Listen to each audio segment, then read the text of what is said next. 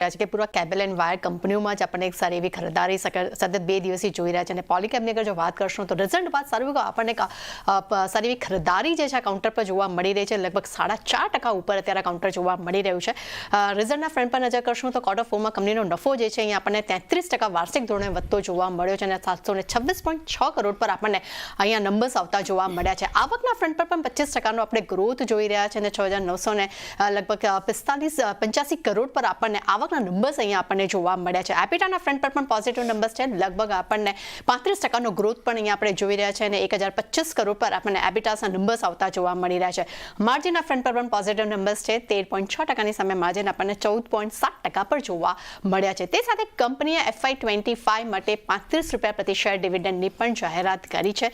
તે સાથે એ પણ કહેવાનું રહેશે કે કંપનીનો ખાસ કરીને ફાસ્ટ મૂવિંગ ઇલેક્ટ્રિકલ ગુડ્સ એટલે કે FMEG બિઝનેસ ગ્રોથ જે છે તે વાર્ષિક ધોરણે આપણને 33% વધતો જોવા મળ્યો છે.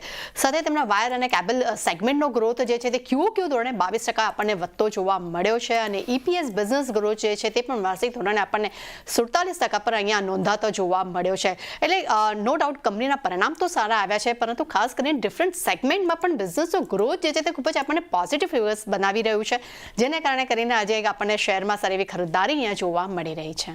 જી તૃપ્તિ, આભાર આપનો આ સમગ્ર માહિતી માટે. તો પોલીકેબ સાથે દેવેન શરૂઆત કરીએ, કારણ કે એફએનઓનું ગેઇનિંગ કાઉન્ટર નંબર્સ બાદ જે છે એક ખાસી પોઝિટિવિટી અત્યારે લોંગ સાઇડ પર બિલ્ટઅપ છે. 4.5%ની મજબૂતી આપણને જોઈ રહ્યા છે.